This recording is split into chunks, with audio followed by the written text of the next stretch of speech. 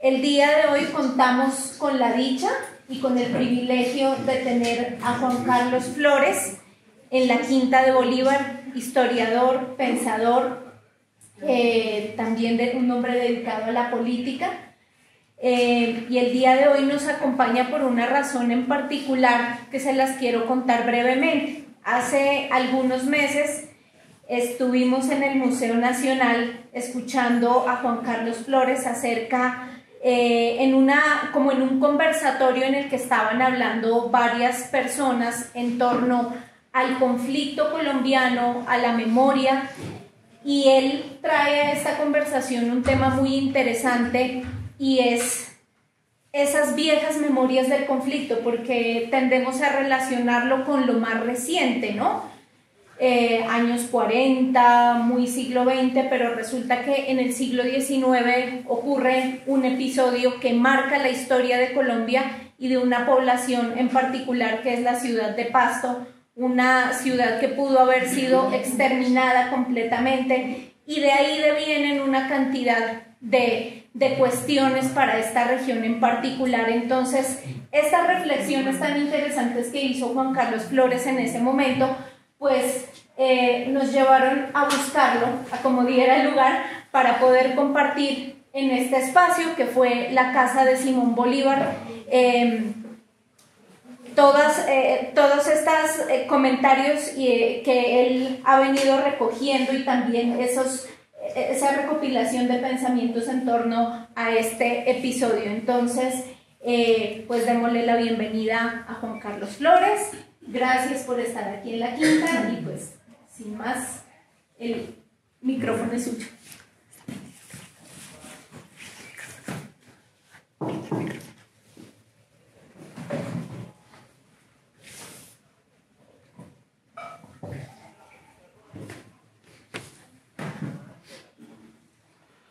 Como verán, pues traje una biblioteca ambulante.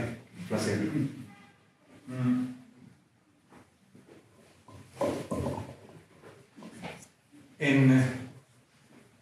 Hacia mediados del año, tal vez en junio, de 1900, eso viene siendo 38,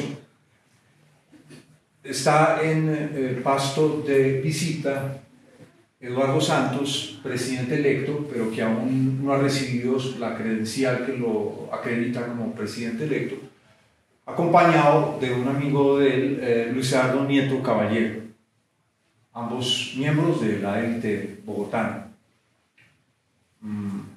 Es bien interesante que el presidente electo va a recorrer distintos lugares de Colombia, entre ellos Pasto. Eso después ya dejaron de hacerlo los presidentes por muchas razones, escudándose siempre en los temas de seguridad. Y van por una de las calles del centro de Pasto. Todo esto está documentado, no es una simple anécdota, ¿cierto? Existen evidencias sobre esto. Y Lenk, como se le decía a Luis Eduardo Nieto Caballero, le dice a Santos, Eduardo Santos, le dice: mira, ese es el historiador del que te hablaba, el historiador Pastuso, Sanudo, el que escribió el libro de Bolívar del que te hablé. El libro no se titula así, pero esta es la última edición que han hecho en Pasto, de hace 2 o 3 años, y lo llamaron El Bolívar de Sañudo, pero en realidad el libro que él escribió se llamaba Estudios sobre la vida de Bolívar.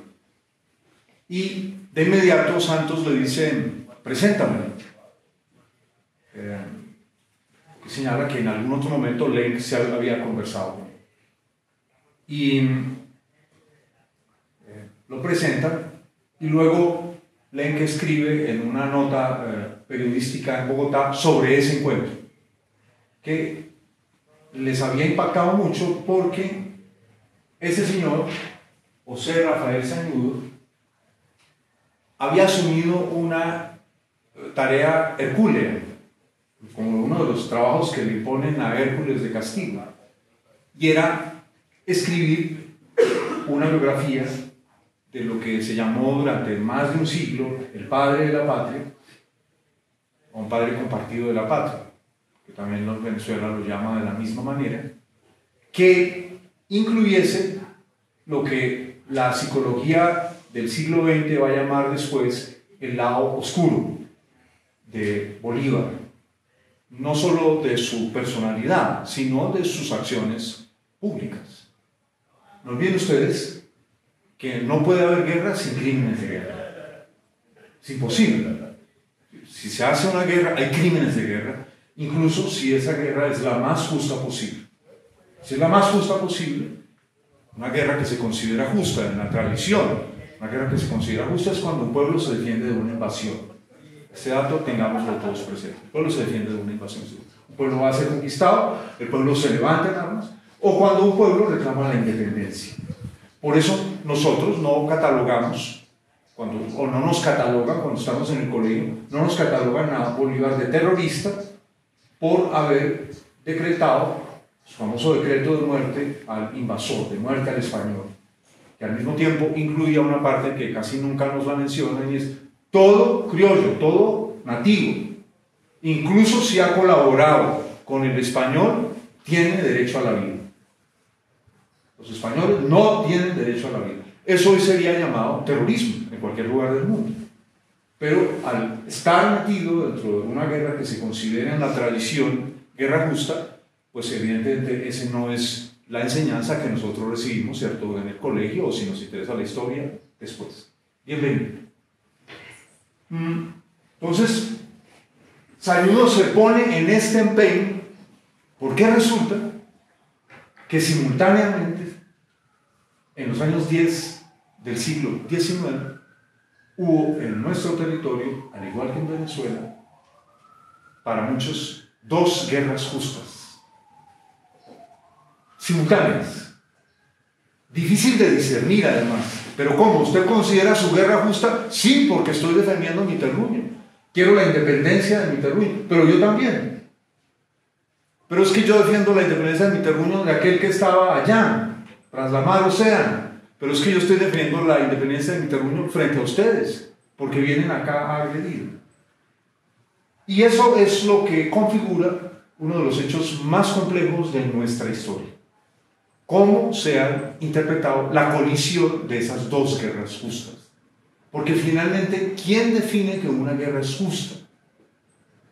La define en primer lugar quien va a la guerra. Hay gente que va a la guerra sabiendo que va a una guerra de conquista. Hay gente que va a una guerra sabiendo que va a una guerra, como se las llamaba en el siglo XIX, una guerra imperial. Las potencias imperiales desarrollaban guerras contra pueblos nativos en todo el mundo, y contra otras potencias con las cuales se encontraban, donde cuando se encontraban salían chispas. Cuando se encuentran Rusia y en el siglo XIX, no ahora, y el Imperio Británico en el siglo XIX, echa chispas en Asia Central. Tan echan chispas, eso, que todavía chispitas de eso afectan el mundo. Este conflicto que se está viendo entre Guyana, que antes se llamaba Guyana Inglesa, pero ya hoy es una república independiente, se habla inglés allí, fue colonia, como todos ustedes lo saben, de Gran Bretaña, y Venezuela se deriva de ese conflicto que vivieron Rusia e Inglaterra en el siglo XIX. Y me detengo un segundo en esto para que vean ustedes las complejidades que las guerras y los conflictos desatan, lo difícil a veces que es discernir, y por eso este conflicto, que tiene como centro a Pasto y a esa provincia del sur, es tan importante para entender nuestra historia. Entonces, una pequeña digresión. Están enfrentados Rusia e Inglaterra en el siglo XIX. ¿Por qué? Por el Asia Central. Aquí está el Pamir, arriba del cual está el techo del mundo, ¿cierto? Es uno de los pasos de montaña más altos del mundo. 4.000 y no más, 5.000 y pico de metros, paso de montaña. De un lado está el Imperio Británico, lo que hoy conocemos como India y Pakistán, la corona del Imperio Británico. No en balde, la reina de Inglaterra, Victoria, se autoproclama virreina de la India. Así de importante es el territorio.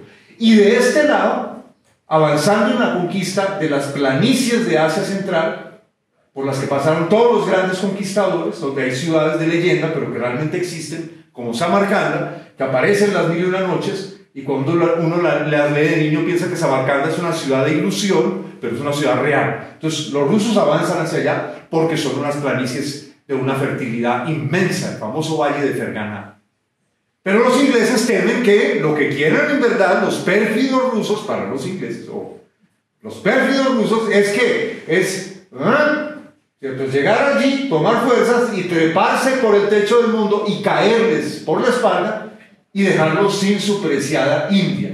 Ninguno sin preguntarle ni a los habitantes de Asia Central, ni preguntándole a los millones de personas de un país de culturas antiquísimas, milenarias. 17 idiomas literarios tiene la India. 17 idiomas literarios, de riqueza literaria de siglos. Pero no llegan a la guerra, una cosa increíble. Pero tienen que pagarse favores. Y hay un momento en que en un tribunal al que Venezuela en el siglo XIX le presenta una demanda por estos territorios que ahora están en conflicto, en ese tribunal el juez es un ruso. El juez es un ruso. Y entonces, por debajo de la cuerda hay una cuerda. ¿Sí? Allá tal cosa, y aquí ustedes me escrituras, es el juez, me escritura ese pedazo grande de la Guyana, que es un país europeo. Es un pedazo muy grande, en ese pedazo caben varios países de Europa y que está ahora en conflicto. Entonces fíjense ustedes cómo de largo pueden proyectarse en la historia los conflictos del pasado. Muy, muy largo, tremendamente largo. O ese conflicto sigue ante tribunales en Europa. Ese conflicto no está resuelto, porque Venezuela nunca ha aceptado ese fallo. Y la Cancillería venezolana lo impugnó a lo largo de todo el siglo XX. Hay libros escritos sobre eso. Y gracias a un libro de las bibliotecas de Venezuela que llegaron, por la crisis venezolana, llegaron a Colombia. Y un día yo voy caminando por una calle y veo un libro que me llama tanto la atención. Luego digo, qué libro tan interesante, lo compro. Y ese libro es sobre esto. Lo que les acabo de contar está extraído del alegato que Venezuela, con mapas y todo, con las cartas en francés, las preguntas, si le parece, al final, para lograr, esto dura una hora, tengo, ¿cierto? No, puede. 1 hora y cuarto. Puede. Pues al final me comprometo a dejar un espacio generoso para las preguntas. Si quieren, por favor, para que no se les olvide, vayan anotando esto. Bien, ¿por qué hice esta larga excursión? Porque dentro de Colombia tenemos conflictos que se alargan en el tiempo y muchas de cuyas puntas están sueltas. Y de lo que voy a hablar hoy es de eso. Entonces, Sañudo habla del lado, en los años 30, desde Pasto, del lado oscuro del que para el resto de Colombia era el padre libertador, porque la guerra de independencia que nosotros hemos aprendido que fue una guerra justa, aunque por supuesto hay excéntricos colombianos que consideraban que no era así. Álvaro Mutis, nuestro gran escritor, consideraba eso y estaba en su legítimo derecho. Álvaro Mutis consideraba eso fue una tontería que nosotros nos hubiésemos independizado. Y eso es una opinión legítima. Pero aquí no se trata de opiniones. Pero en una provincia del antiguo virreinato de la Nueva Granada, había quienes sentían que eso no era una guerra justa. Y para ello es bueno desplazarse en el tiempo. Yo lo que les voy a presentar son unos elementos del otro lado. El lado de acá lo conocemos suficiente, pero el otro lado no lo conocemos.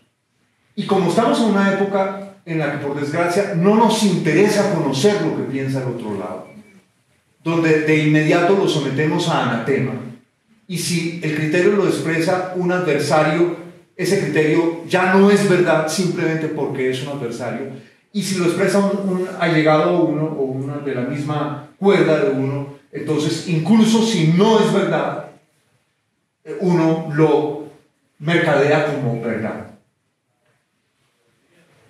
Tengo en mis manos este libro que se publicó en Pasto en 1920 por quien fuera, tal vez creo que fue el segundo gobernador de Nariño, Gustavo S. Guerrero. Y el libro se llama, un libro muy bello como ven ustedes, causa célebre en la historia de la independencia, como lo es la seguida en esta ciudad al extranjero, don Alejandro Macaulay, procedida de un estudio analítico. Edición oficial, Pasto, 1920. Ella había sido gobernador. Cuando fue gobernador, este señor Guerrero, le tocó pronunciar en Pasto el discurso del primer centenario de la independencia. Y es bien interesante porque ese discurso es muy distinto del que él pronuncia al siguiente julio en Pasto, también como gobernador. En el primero, pues claro, hay unos festejos nacionales de los primeros 100 años de la independencia. En Bogotá, para hacer ese festejo, se crea el Parque de la Independencia, que es el que está entre Séptima y Bosque Izquierdo.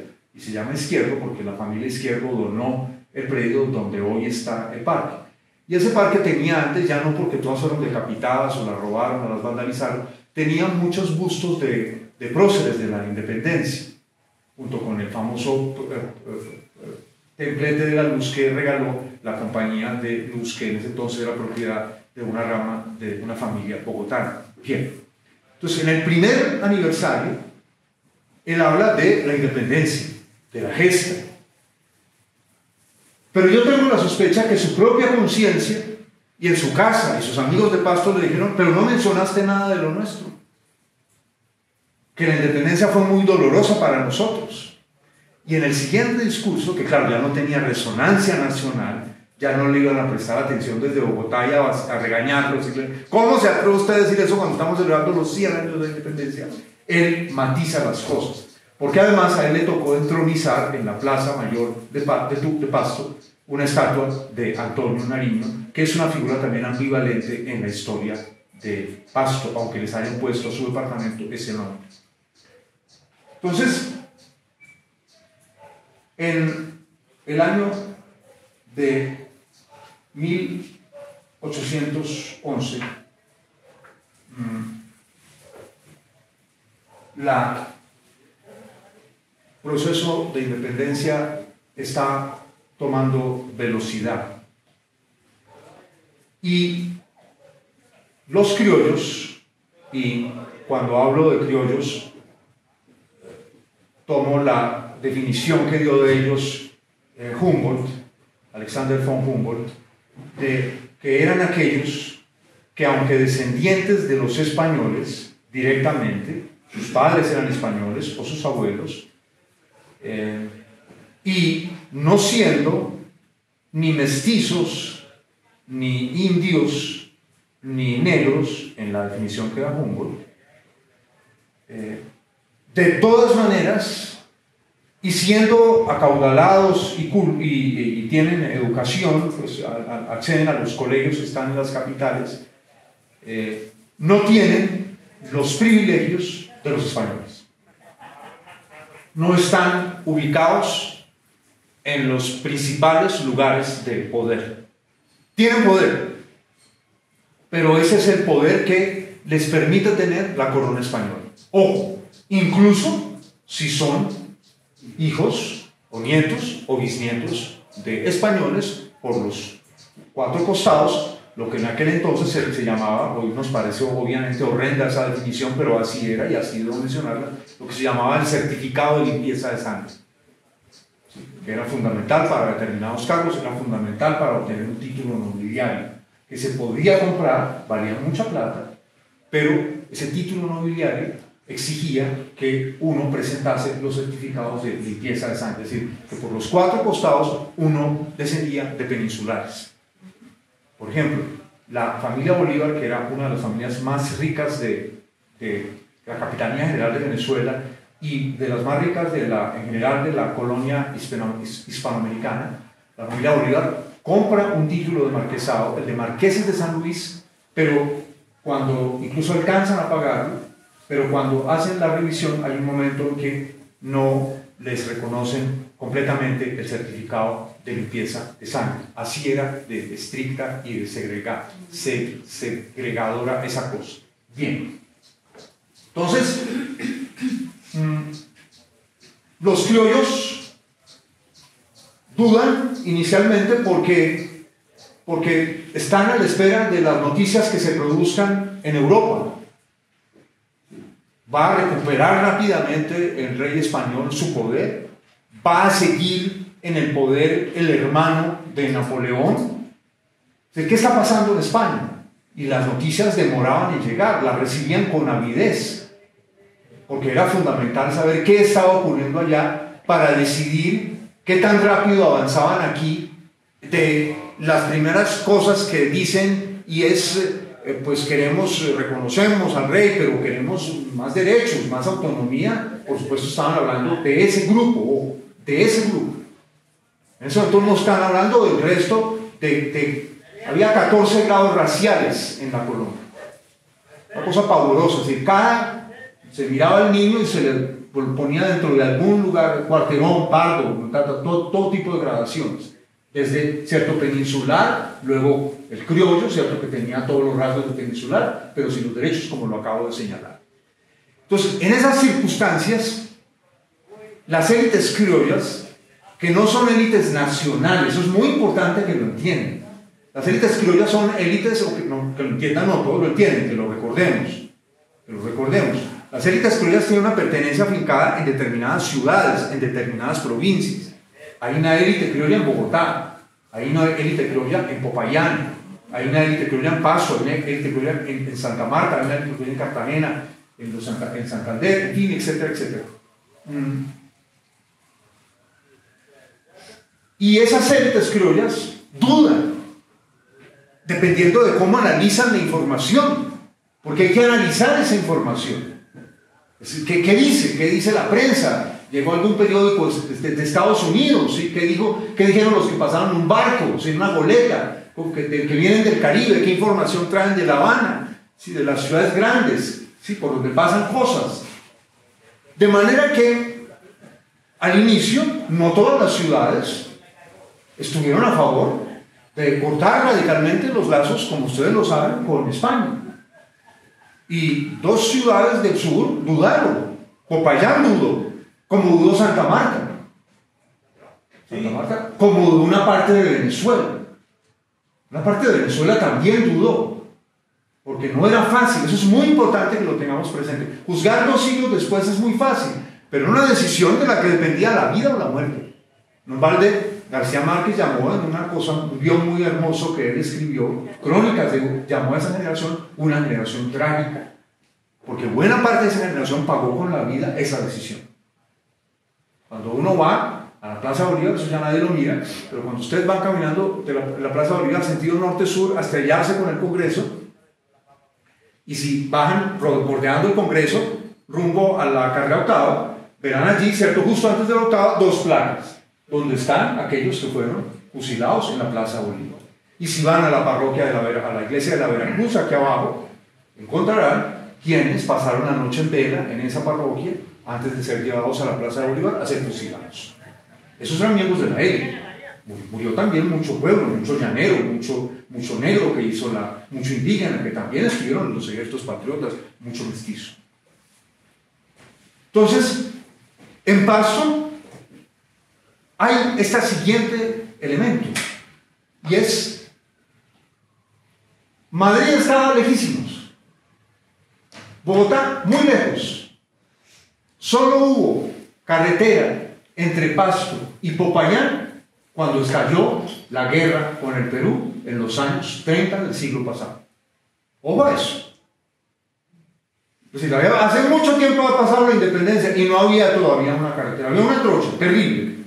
Tan es así que con Omar Pasto llamó a esa carretera la carretera Sánchez Cerro, porque Sánchez Cerro fue el dictador peruano que se tomó Leticia, y entonces gracias a Sánchez Cerro, para poder enfrentarlo y poder llevar tropas, ¿cierto?, bajarlas por el Putumayo rápido, sí, porque pues no había, si no era carretera a Pasto, mucho menos se podía llevar tropas. ¿Por dónde?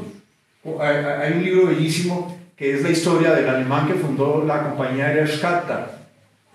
Ya lo llaman a Palacio porque le dicen: necesitamos que usted nos facilite uno de sus aviones, porque tenemos que informarles a unas tropas colombianas que están ahí en el Caquetá y tienen al frente a los peruanos que estalló la guerra, porque ellos no lo sabían, no había telégrafo. Y este aviador alemán se van en uno de los aviones de su compañía, él pilotándolo, y luego escribe en sus memorias que cuando llega, ya había estallado la guerra, y en Lima se hablaba de la guerra contra los colombianos, y en Bogotá la guerra contra los peruanos, y estaban jugando las cartas los soldados de Perú y de Colombia porque no sabían que había estallado la guerra, y la guerra había estallado hacía 15, 20 días, no había cómo comunicarlos.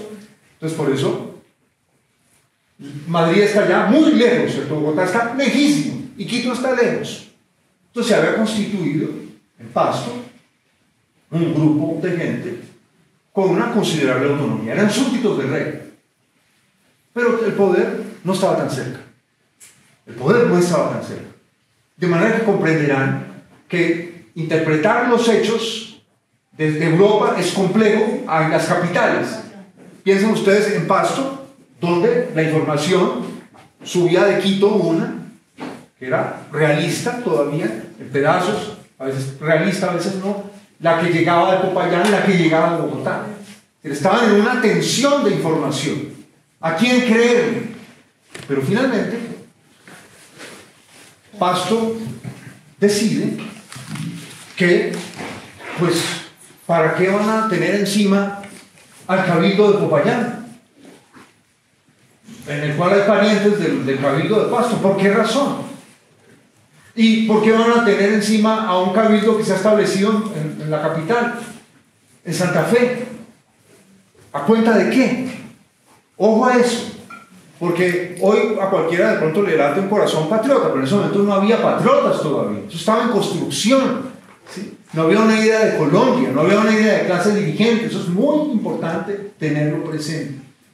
Siempre es clave tratar de entender en qué condiciones toman en diversos momentos las personas sus decisiones. Entonces, decisiones que se toman con información muy limitada, que llega fragmentada, ¿sí? Porque los reyes de España están en prisión en Bayona, en Francia, porque hay un régimen francés en España, porque todos están calculando y qué tal que regresen y nos cobren lo que estamos haciendo aquí. Y en un momento del año 11, Popayán cambia su posición de realista a anhelar, ¿cierto?, una mucho mayor autonomía frente a un rey que además está encarcelado y una Francia que no aparece, porque también había algunos que serían aquí, plantearían el interrogante, ¿y Francia que irá a intervenir?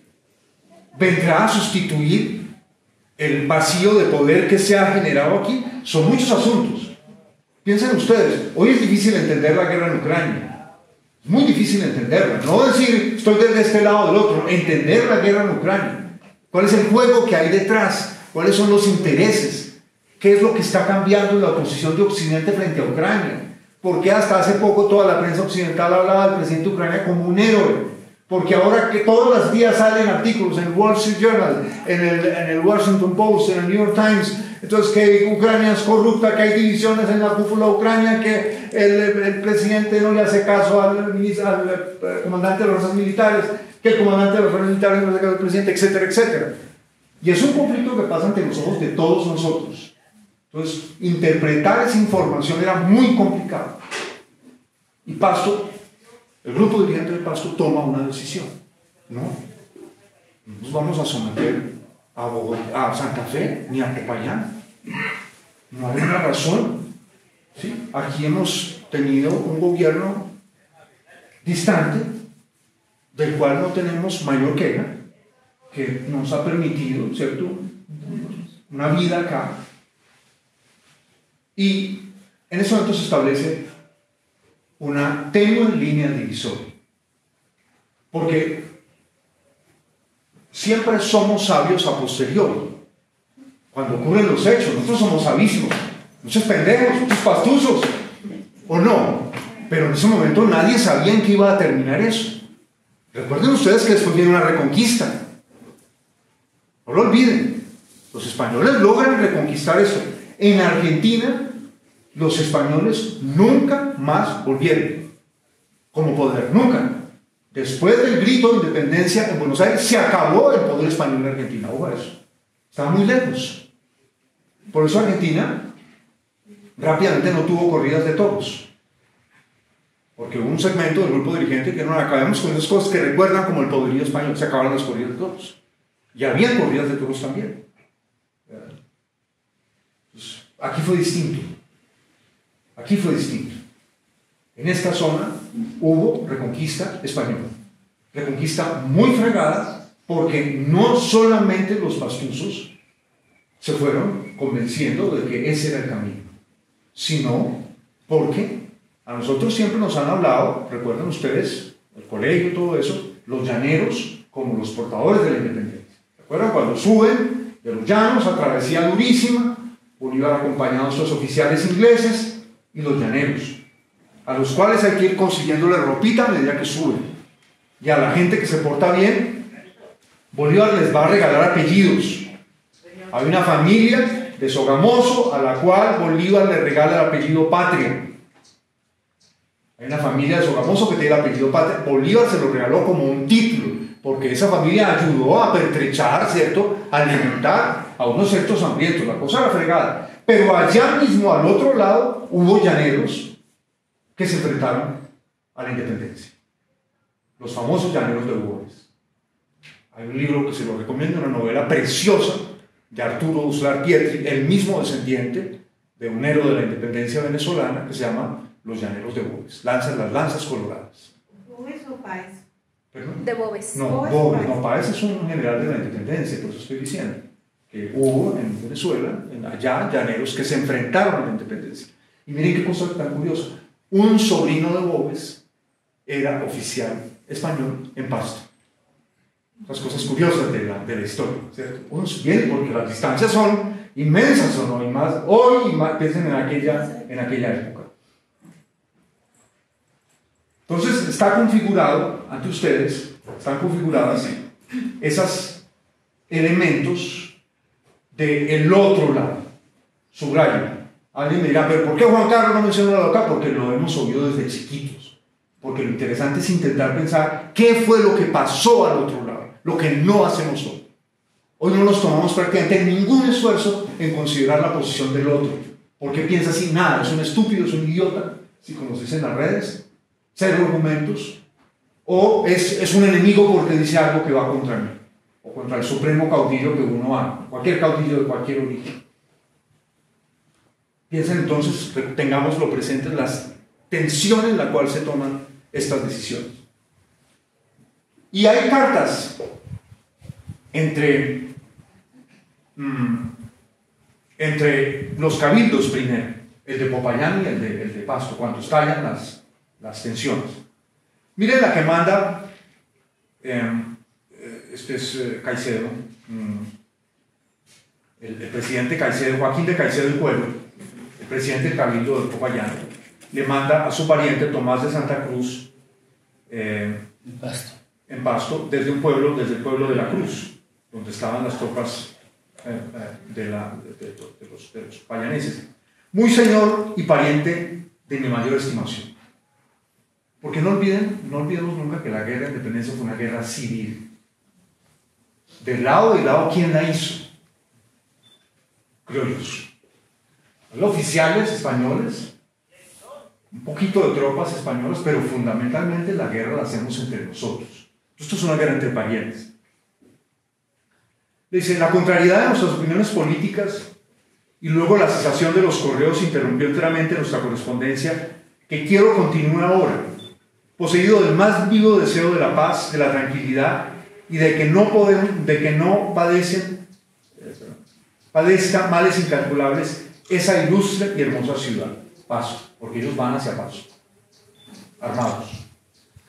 Yo sé el poderoso influjo que usted tiene en ella, no solo por lo ilustre de su nacimiento, sino por su talento, sus luces, y que ha encanecido mandando. Esta frase me parece muy bonita. Ha encanecido mandando. Es decir, un hombre de experiencia. Por lo mismo, y sin olvidarme de nuestras obligaciones de sangre y de política, espero que usted oiga la voz de quien no tiene otro interés que la felicidad de esa ciudad y la tranquilidad de usted y su familia.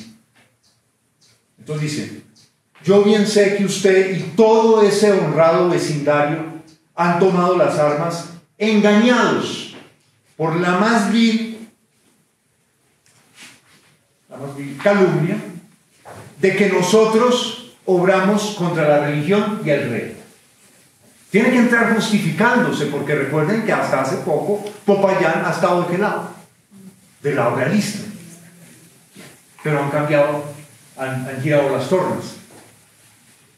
Sé que les ha persuadido que no respetamos los templos, que hollamos lo más sagrado, que pasamos a cuchillo hombres y mujeres, ancianos y niños, que todo lo talamos y destruimos, y que nos complacemos en la ruina y desolación. Sé que se nos marca con la infame señal de insurgentes y revolucionarios, cuando hacemos alarde de ser fieles vasallos de Fernando VII y de venerar la santa religión que profesamos. Miren el equilibrismo tan fregado, ¿sí? Avanzan hacia Pasto, porque Pasto dice: pues no, estos ya rompieron con el rey. Estos dicen: no, nosotros no, nada de eso, pues al rey también lo respetamos, ¿sí? Fíjense lo difícil de tomar una decisión en esas circunstancias.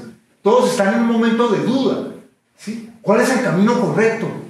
Y no solamente si es correcto, sino si este camino nos puede costar la vida o no.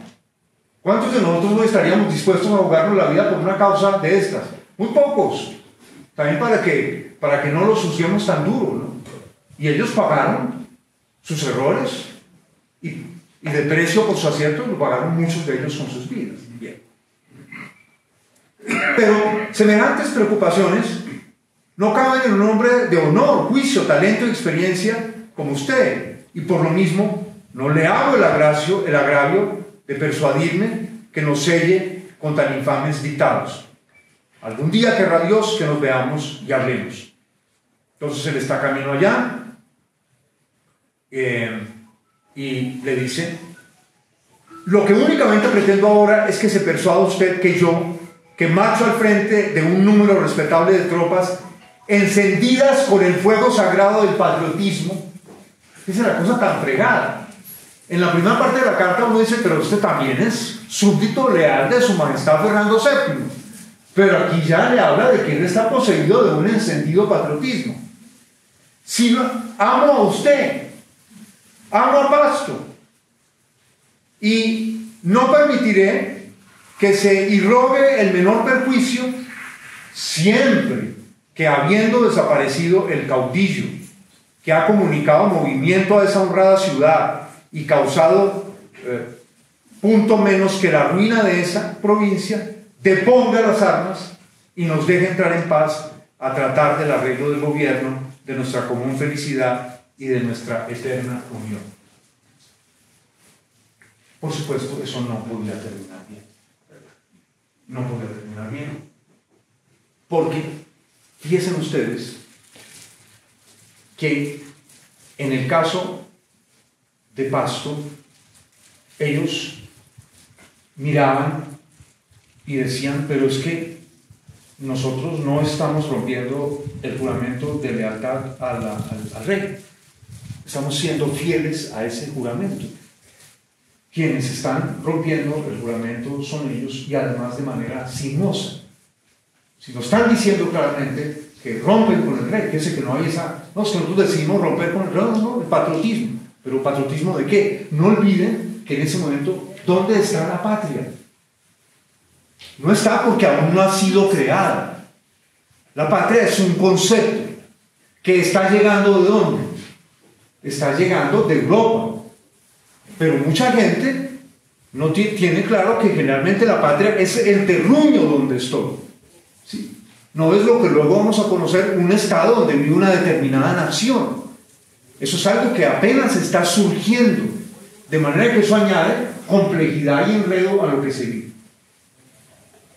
Pero entonces este libro habla de una causa seria, de Alejandro Macaulay, del cual ya vamos a hablar. ¿Por qué hay un apellido Macaulay, que recuerda a un gran historiador inglés? ¿Quién es ese Alejandro Macaulay? ¿Por qué un siglo después Este exgobernador de Pasto le dedica todo este libro a entender qué fue lo que pasó con ese caso.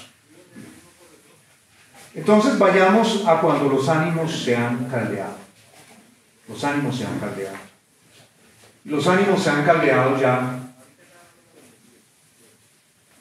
un poco después, un año después. Oficio del gobierno de Popayán al Cabildo de Pasto. Recuerden ustedes las frases: pariente, usted que ha encanado mandando esa ciudad, sí, su majestad Fernando VII, mi corazón arde de patriotismo. No explica qué patriotismo arde. Esto lo traía todo el libro. Miren qué bonito. Esto es una cosa de Pasto, de una familia, España, a Praes, que le manda a alguien cuando muere un pariente. Aquí dentro del libro. Todo eso lo cuido porque es un tesoro, ¿verdad? Sí, la historia de Pasto está aquí metida. ¿Qué tal que yo fuera pastuso? ¿Qué tal que yo fuera pastuso? Bueno, muy bien. Y no estoy buscando tampoco que me traigan hijo, ¿cómo se llama? Honorífico de Pasto. Pero miren esta carta, porque es interesante ver cómo en un año otro giro de las torres. Otro giro muy profundo. El superior gobierno de la provincia de Popayán al ayuntamiento de Pasto. La ruina de Pasto ha llegado y esa ciudad infame y criminal va a ser reducida a cenizas. No hay remedio. Ojo a esto, porque aquí empieza una dañina leyenda de la historia colombiana. En esta carta empieza a salir. Ya, porque vamos a estar las firmas, son varias, ya te las cuento todas. ¿Cierto? Porque este es cierto, o sea, el poder de Popayán. No hay remedio. Un pueblo estúpido, perjuro e ingrato, que ha roto los pactos y convenciones políticas y que con la más negra perfidia ha cometido el horrible atentado de hacer prisionero al presidente de este gobierno, quien mandaba la anterior carta. El pariente de Santa Cruz, el señor Caicedo y Cuero, ha sido apresado en Pasto. Los pastusos no solamente eran leales allá, sino que además sabían hacer la guerra. Ahí hay un lío muy fregado, muy fregado. Entonces, ha cometido el horrible atentado de hacer prisionero al presidente de este gobierno de Popayán, después que enjugó sus lágrimas y se levantó de la desgracia en los días de sus amarguras. Debe ser como el pueblo judío, Pasto, entregado al saqueo y a las llamas. También pues la ingrata Pasto, que ha hecho causa común con los asesinos y ladrones de Patilla. Ya voy a hablar quiénes eran los asesinos y ladrones de Patilla. Y también esos hombres de escoria y de oprobio que se han erigido en cabezas de la insurrección de los pueblos. Una fuerza poderosa, terrible, destructora y hábilmente dirigida va a caer sobre esa ciudad inicua. Ella será la víctima del furor de un reino entero, puesto en la actitud de vengarse y aniquilarla. Nuevamente, la ambigüedad de las palabras. Reino, ¿a quién se refiere? Al de allá. Pero resulta que estos de acá ya tuki lulú con relación a ese reino. Fíjense ustedes toda la sinuosidad de todo el mundo, porque siempre que están actuando, los que van a Pasto están pensando: ¿qué ha pasado ya? Pasto ha tomado ya una decisión sobre ella volver. Ha tomado una decisión. Permanecemos leales. Punto, se acabó. No vamos a presionar al rey. Y de añadidura, pues nos vamos a someter a unos parientes arrogantes nuestros de Pasto y a unos pretenciosos por allá de esa lejana y destartalada capital de reino, destartalada o vamos a destartalada la capital de reino. Pues continuemos. Una fuerza poderosa. Ella será, Pasto, la víctima del furor de un reino entero, puesto en la actitud de vengarse y aniquilarlo. Las tropas belicosas de las provincias confederadas de la Nueva Granada reducirán a pavesas a Pasto, y solo podrá evitar su irremediable destrucción poniendo inmediatamente en libertad las personas del presidente, oficiales y soldados pérfidamente sorprendidos y entregando todas las armas. Decídase pues ese ayuntamiento. Esta es la primera y última intimidación que le hace este gobierno justamente irritado de la provincia de Popayán. Firman los parientes: Felipe Antonio Mazuera, vicepresidente; Toribio Miguel Rodríguez, que creo que fue pasado al otro mundo por los españoles; Antonio Camacho; José María Cabal; José Antonio Pérez de Valencia; Juan Antonio Gil; Francisco Antonio de Ulloa, secretario. Bien. ¿Y qué le responde Pasto? ¿No ha reflexionado esa junta que el tratar de perjurar a esta ciudad es renovar la llaga con que ésta está lastimada? Si en términos decentes y decorosos trata de ajuste y conciliación, no será sordo este cabildo a las voces de la razón y justicia, así como no lo ha estado a las de la humanidad. Bueno, Dios guarda a ustedes muchos años, y aquí firman toda la élite pastusa del momento: Blas de la Villota, Juan Ramón de la Villota, José María de Rojas, Manuel Ángel Zambrano, Francisco Miguel Ortiz, Juan de Chávez Erazo y Eusebio Urbano.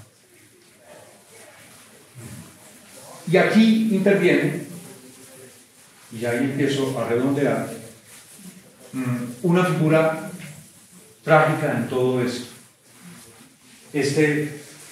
Alejandro Macaulay, sobre cuyo asunto versa todo lo que está en este libro, porque en ese momento se da un giro prácticamente ya irremediable de la confrontación.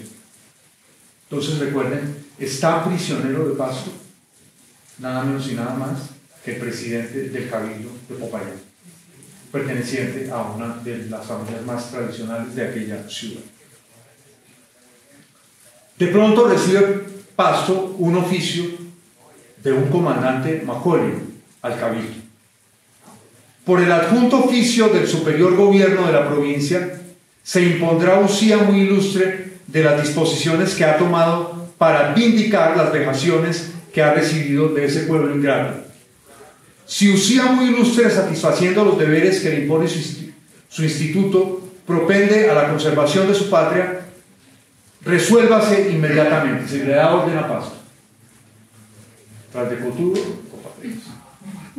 entréguense las personas del excelentísimo señor presidente, oficialidad, tropa y demás sujetos que aprisionó ese pérfido vecindario, indemnizándoles de los perjuicios que les ha irrogado. Entrégueseme todas las armas, pertrechos de guerra que hay en esa ciudad, y entonces ella será tratada con benignidad. Pero, de lo contrario, si no viene usía muy ilustre al camino a formalizar la entrega de presos y armas, si se me dispara un solo fusilazo en el tránsito, Pasto pagará sus crímenes desapareciendo de la tierra.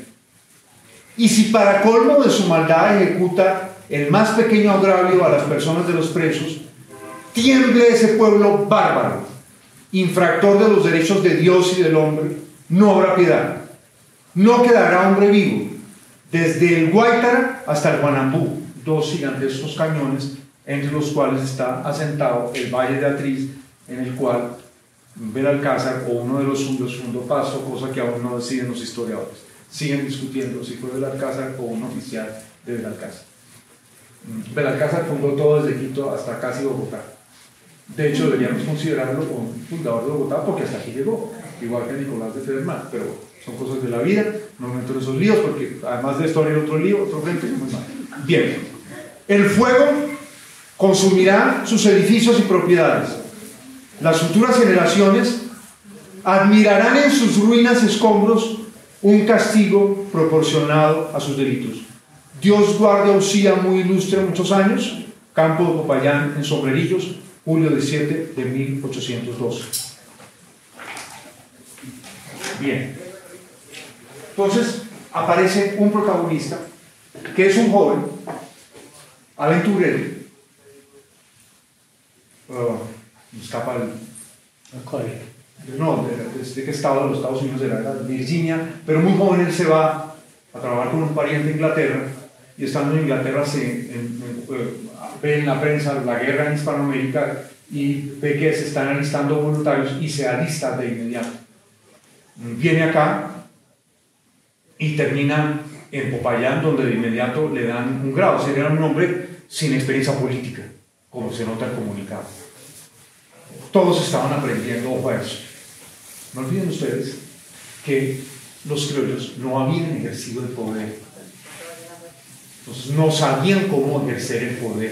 Eso es muy importante. Uno piensa que es que uno llega al poder y se sienta, no, eso, el poder no es una silla, no es un bastón con 3 perros, como el bastón con el que se posicionó el nuevo presidente de la Argentina, no, el poder son muchas cosas, ¿sí? Son instituciones, son tradiciones, ¿cierto? Son juegos que son visibles, son juegos que son invisibles, y toda esa coyuntura, ¿cierto?, internacional tan compleja. Y quien estaba prisionero no era un pastuso en Popayán. Sí, a quien tenían de rehén era el presidente del Cabildo de Pasto. El hecho es que, para no alargarme, pero la historia vale una novela, de la que aún estamos a la espera, la historia de Macaulay. Hay un relato, pero merece una novela. El caso es que también termina prisionero de los pastusos. Macaulay también termina prisionero de los pastusos. Y en el ínterin se llega a un acuerdo por el cual él debe, como diríamos hoy, desmovilizarse y regresarse a Popayán. Pero él decide violar la palabra empeñada, y no olviden que aquí la gente de la provincia de Pasto, que él está cuestionando a Popayán, que no han respetado la palabra que ambos empeñaron jurando lealtad al rey. De manera que Macaulay vuelve a ser apresado. Se le somete a un juicio, y desde Ecuador el oficial supremo de las tropas reales, cuya hija además sostenía en secreto un romance con Macaulay. Una novela. Pero una novela trágica, es muy, muy trágica. Pasto recibe la orden de aplicarle la sentencia de muerte a los dos, ¿cierto? A un representante de una de las ciudades más poderosas del antiguo virreinato de la Nueva Granada, una de las pocas ciudades que tuvo títulos coloniales. Muy pocas tuvieron títulos coloniales. Lo tuvo Monpós, ¿sí? Cartagena tuvo, los Valdeorios, pero eran de origen momposino. Nosotros no lo tuvimos. Aquí es cuando alguien dice que la casa del Marqués de San Jorge, eso no es verdad. El señor nunca pagó el marquesado, y los españoles le prohibieron usar el título, lo cual habla muy mal de nuestra clase dirigente, ¿sí? No, que usó un título que no le pertenecía. No hubo tal Marqués de San Jorge en Bogotá, porque en Bogotá hay un museo precioso, y es la casa que fue de Lozano, pero nunca tuvo ese marquesado. Entonces, ese fue una línea divisoria que se cruza, un Rubicón que se cruza, porque comprenderán que los pastusos ganan en seguridad política y militar, ganan en eso. Y luego vendrán otras que no voy a relatar aquí, porque yo lo que quería era, ¿cierto?, dejar esas preguntas. Hay una historia muy importante que desconocemos. Miren esta anécdota histórica. Este libro aquí está una postal de Homero. Se llama, aquí está en griego, y aquí está Obras de Homero, la Odisea. Traducción directamente del griego de versos castellanos por Leopoldo López Álvarez. Pasto, 1938. Y la edición es bilingüe.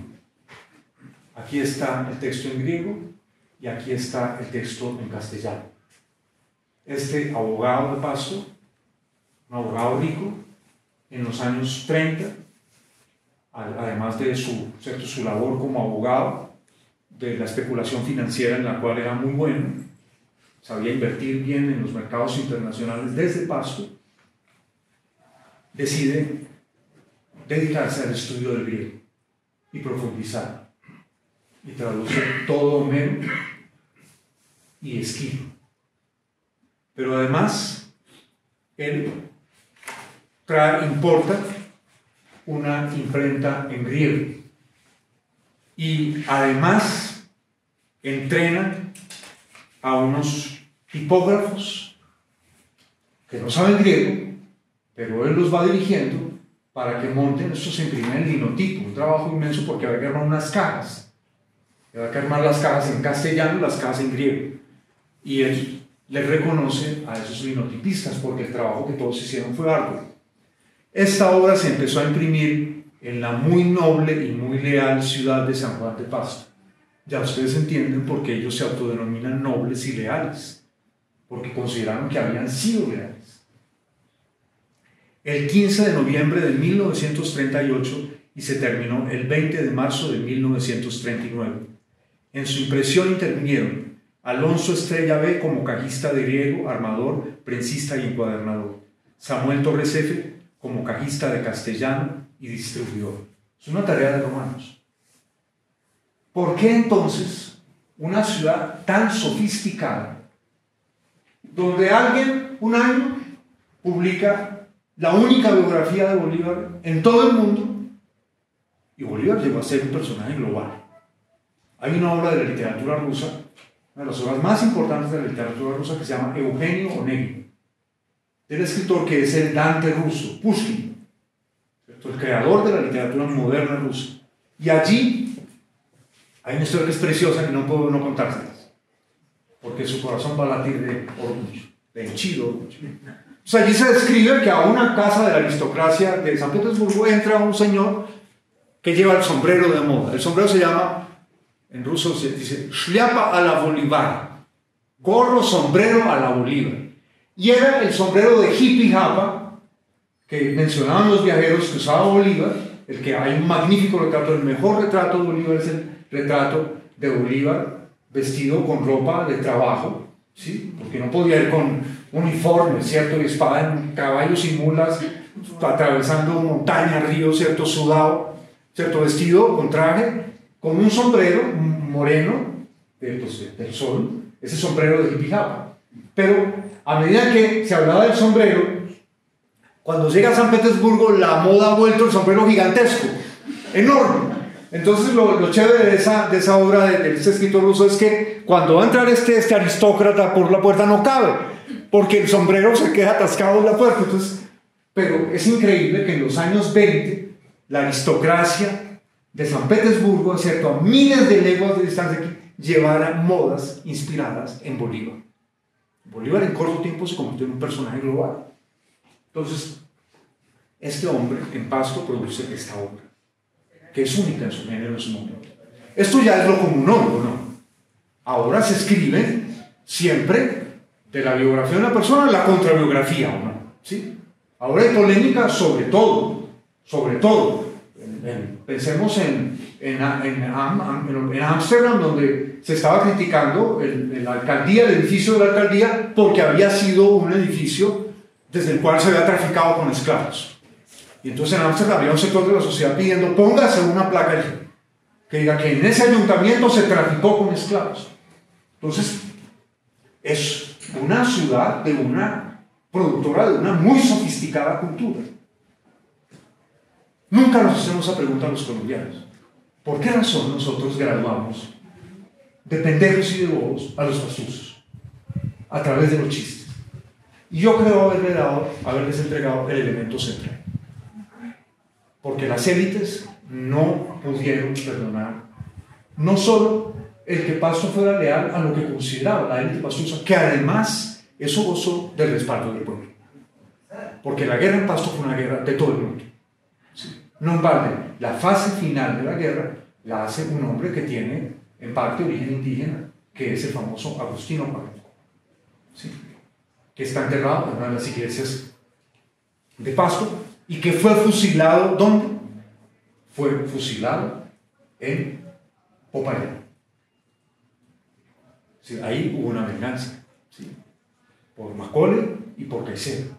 Entonces se generó una herida que dejó tensiones entre los dos lados y nosotros les devolvimos, como ya quedaba claro en esa carta, en esa segunda carta del Cabildo de Pasto, cuando los tilda ustedes eran de estúpidos, ¿sí? Porque habían escogido otro camino. ¿Por qué escogieron otro camino? Porque Pasto, por su cultura, tengo acá, infortunadamente la visión no es muy buena, pero estos son unos estudios que hizo el Banco de la República extraordinarios en los años 90 sobre la arqueología colombiana en sus distintas regiones. Y este es el volumen de Pasto. Les recomiendo que busquen en libros, en el Museo del Oro tal vez no hay mucho, las culturas precolombinas de esa zona. Están entre las más sofisticadas, no solo la Tumaco, sino las culturas del altiplano. Esta yo creo que es la más bella, ahora que se han puesto en Bogotá de moda los colibríes y todo el mundo quiere tenerlos junto a su ventana y los están envenenando, los están volviendo adictos a la glucosa, porque la gente les pone azúcar en los ventanales, lo cual es una brutalidad, ¿sí? Piensen ustedes si uno al niño, para que lo quiera más a uno, a los niños, ¿cierto?, les da todo el tiempo dulces, pues les hace un daño inmenso. Ojalá, si ustedes lo hacen, no lo tomen a mal, pero no lo hagan, por favor. Entonces miren esta hermosura de, ¿cómo se llaman acá? No, cuando se, no hablo, sino, eso tiene otro... Un estansor. ¿Cómo? Un estansor de lobo. No es estansor de lobo, no, esto se, como un arete, pero hay otro nombre...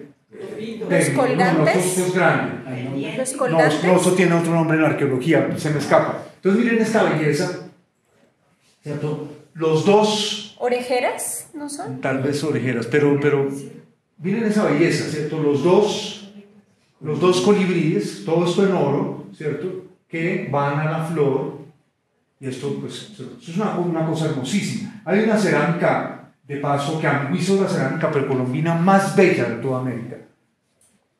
Bueno, la cerámica más bella de toda América precolombina, que es la cerámica Tusa con Z. Entonces ya antes de la llegada de los europeos, fue una zona de una cultura complejísima, pero hay unas cosas que le dan una especificidad a esa región. Piensen que la cordillera de los Andes llega como una columna vertebral hasta el nudo de los Pastos, que es como una suerte de bulbo raquídeo de América del Sur. Y en ese bulbo raquídeo, un poco más adelante, se abre en tres ramales. De manera que desde el punto de vista de la geografía, ya hay una cosa extraordinaria. No sé cuántos de ustedes han visitado Nariño o Pasto. La primera cosa que la primera vez que uno visita, en mi caso, la primera vez que yo visité Pasto, yo quedé sorprendido por la luz, porque es la luz de la cercanía al Ecuador.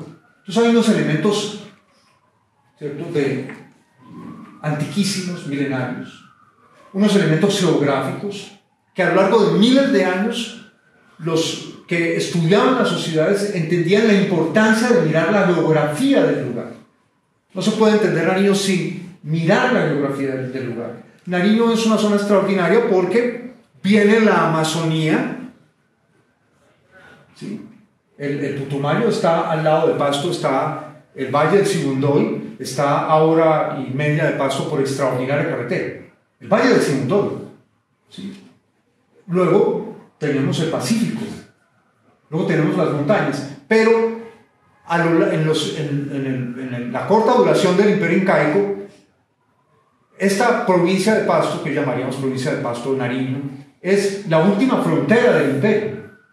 Es una frontera, es el encuentro de muchos mundos allí. No es una zona incaica, eso no es cierto, no es una zona incaica. Hay influencias, porque hay comercio, mucho comercio, porque hay encuentros, pero no la conquistan como conquistaron el Ecuador y el norte del Ecuador los incas. Entonces, ya ahí hay una especificidad, ¿sí? Ya en su historia, Pasto estaba marcado por ¿qué? Una distancia frente a un imperio. Y aquí encontramos una distancia frente a otro imperio, aunque en este caso sí hay un proceso de aculturación español, yo diría extraordinario. Entonces, la característica, tengo aquí un libro que se llama Psicología de Pastusa y Anotaciones para la Historia de la Psiquiatría en Nariño, que es un libro como de los años desde 1961. Esto es una sociedad, se ve sofisticada también cuando es capaz de reflexionar sobre sí misma. Sí, aquí fíjense ustedes que he mostrado una cantidad de cosas donde se está reflexionando sobre sí misma. Yo sostengo que la cultura colombiana tiene serios problemas para trabajar con el excéntrico. Excéntrico en dos sentidos: el que está lejos del centro, y la queja de todas las regiones en Colombia de que el centro no las oye. Es una queja de todas las regiones en Colombia. Entonces, la que está fuera del centro. Pero excéntrico también significa ¿cuál? El que vive de una manera distinta a lo que determina un centro. La cultura colombiana es refractaria al excéntrico y es uno de nuestros problemas. ¿Sí? Somos muy centrados en nuestro ombligo, pero no solo frente a los extranjeros, porque la cultura pastusa es una cultura excéntrica. El carnaval de Pasto no es un carnaval en la Cuaresma, antes de la Cuaresma. El carnaval de Pasto es un carnaval a comienzos de año. Es distinto. Es carnaval, pero es distinto. El carnaval de Barranquilla es una ciudad nueva, es una ciudad republicana, no es colonial. Pasto es colonial, Pasto es un año más viejo que Bogotá. Fue fundado, si mal no recuerdo, en el 37, ¿sí? Nosotros en el 38, porque Belalcázar pues ya ha fundado Pasto, ¿cierto? O su colaborador cuando él decide... Y luego Pasto. Sí, luego Pasto, tal cual. Sí, hasta tal cual. Y luego varias ciudades metiéndose por el Huila, donde hay varias ciudades, como ustedes lo saben, fundadas por Belalcázar. Entonces, parte de la excentricidad pastusa, y excentricidad no raro, ojo. Fíjense ustedes, sociedades que en su momento fueron abiertas a la excentricidad, la sociedad inglesa, supo incrustar dentro de sí la excentricidad. Por ejemplo, en el siglo XIX en Londres había un señor, Brummel, que salía a la calle vestido como el resto nunca había visto vestido a alguien. Un hombre. La gente no sabía, ¿eso qué es? ¿Eso es elegante o eso es ridículo? No se sabía qué era, porque era un hombre peinado, ¿cierto? Con unas cosas, unos colores, unos pantalones, unos colores de los zapatos. Todo era distinto en él. ¿Qué hizo Inglaterra con el señor? Pendejo, idiota. Fíjense las bromas que nos hacemos entre nosotros los colombianos. Bobazo, pendejo, idiota. Una cosa muy extraña. Nosotros estamos acostumbrados a eso. Pero si alguien viene afuera y empieza a decirle a uno, oiga, qué pena la pregunta que le voy a hacer, pero ¿por qué ustedes, amigos, son idiota, pendejo, estúpido? Sí. Yo me acuerdo una vez que yo leo en una biografía de Franklin Delano Roosevelt, 4 expresidentes de los Estados Unidos, que le cuenta a los periodistas: mi padre jamás se rió de mí. Es decir, o sea que el papá lo tomó en serio desde que estaba chiquito. ¿Cuántas veces aquí no se ríen de los niños? ¿Usted qué se le ocurre esa bobada? Déjense bobadas. Pero mira, ay, no canse, no moleste. Entonces, fíjense que eso se va conformando, eso se va moldeando. Ese rechazo a la excentricidad. ¿Qué hace Inglaterra con el señor? El señor se llamaba, tenía apellido Brummel. Y Brummel fue el primer dandy de la historia. ¿Sí? El hombre que introdujo el poder de la moda. ¿Sí? El hombre que introdujo nada menos y nada más. Pero al principio era, ¿qué es eso? ¿Cierto? Porque todo el mundo iba vestido de manera muy similar. Las medias, los calzones aquí, la peluca, y ni qué peluca ni qué 8 cuartos, ¿cierto? Se despeinó como en cualquier Milei, ¿sí? Se despeinó, se despelucó, ¿sí? El peluca Brummel, le hubieran dicho, el peluca Brummel.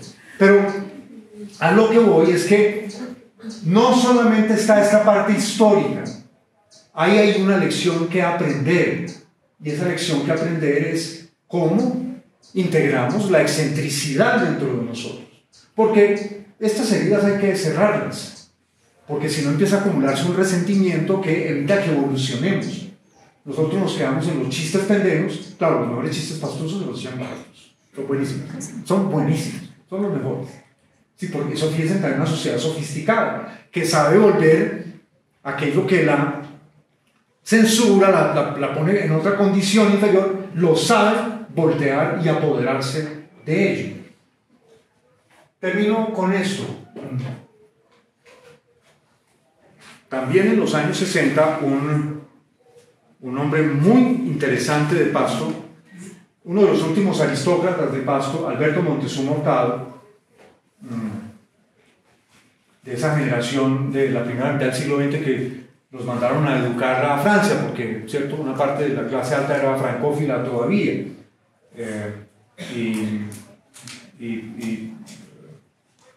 Hay una anécdota para que ustedes vean lo sofisticado de la cultura nariñense. Todos los colombianos pensamos que los pianos entraron al país por el río Magdalena y a lomo de mula o de bueyes. A Manizales se lo subía a lomo de bueyes, y a Bogotá pues se lo desarmaba y a lomo de lo que hubiera, ¿sí? Pero en Pasto entraron de otra manera. Iba a traer una novela que salió hace poco en Pasto, la publicaron, aunque ya murió el autor, que es sobre cómo llega un piano de cola a Pasto en el siglo XIX. Era el viaje muy fregado. Tenía que atravesar el canal en Panamá cuando no había canal todavía, ¿sí?, por el ferrocarril, cuando ya se crea el ferrocarril en los años 40, y luego llegar hasta el Patía. Los patianos de los que se habla aquí son los campesinos bravíos y negros también, que fueron fundamentales en las guerras y fueron fundamentales en las guerras civiles colombianas del siglo XIX. ¿Sí? Buena parte de los soldados de Mosquera, de Tomás Cipriano de Mosquera, eran negros del Patía. Además, muchos de ellos practicaban allá ¿cómo se llama este arte brasileño de origen? Capoeira, una suerte de capoeira. Entonces eran estupendos espadachines, pero con machete.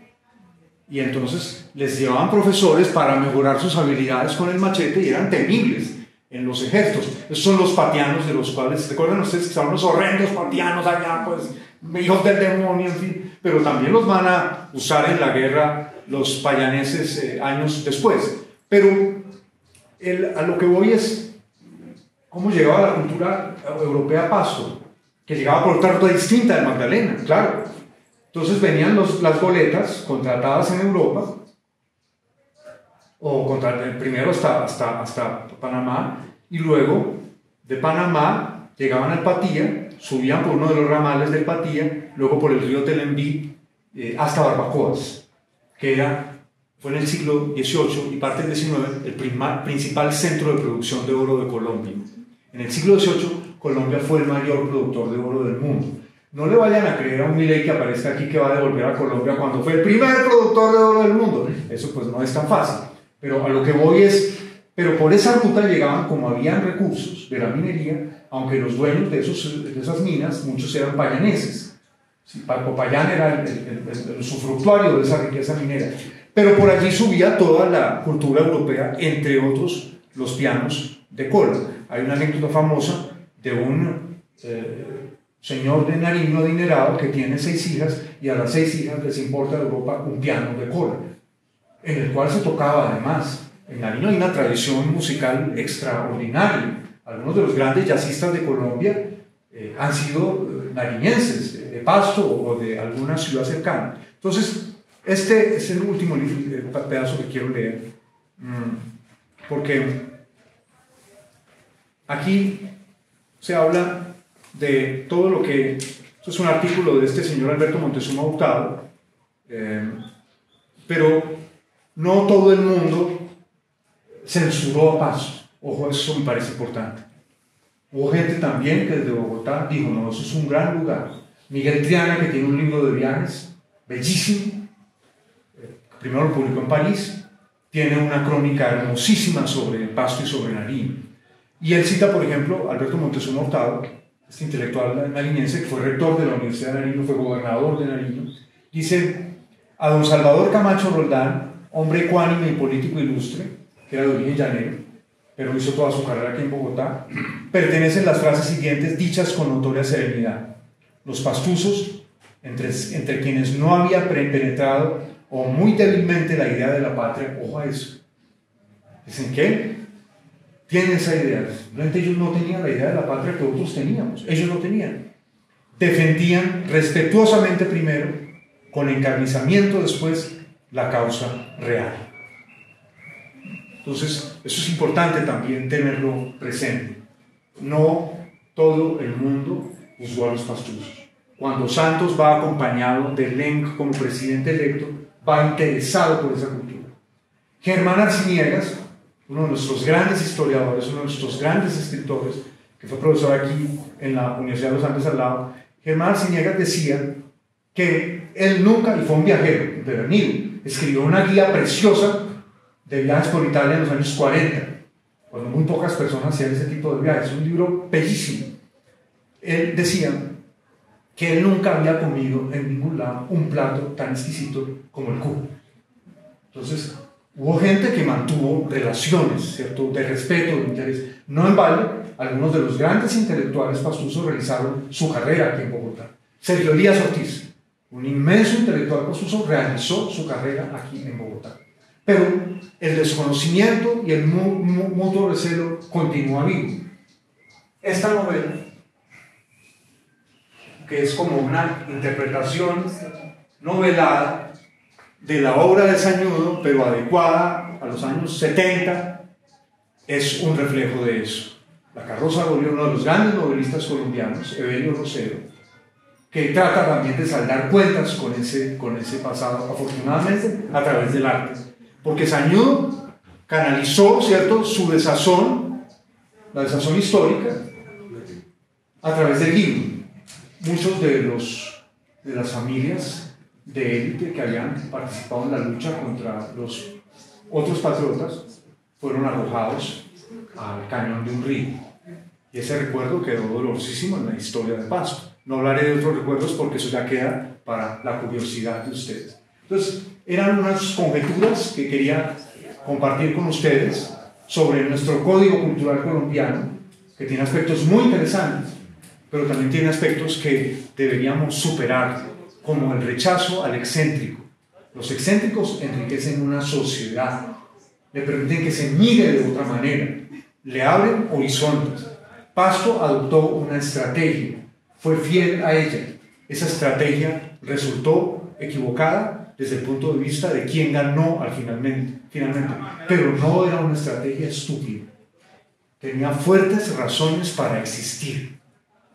Simplemente, a veces hay un camino que parece y no es. Y a veces hay caminos que no parecen y terminan siendo. Mil gracias a todos. Ahora sí, abierto a las...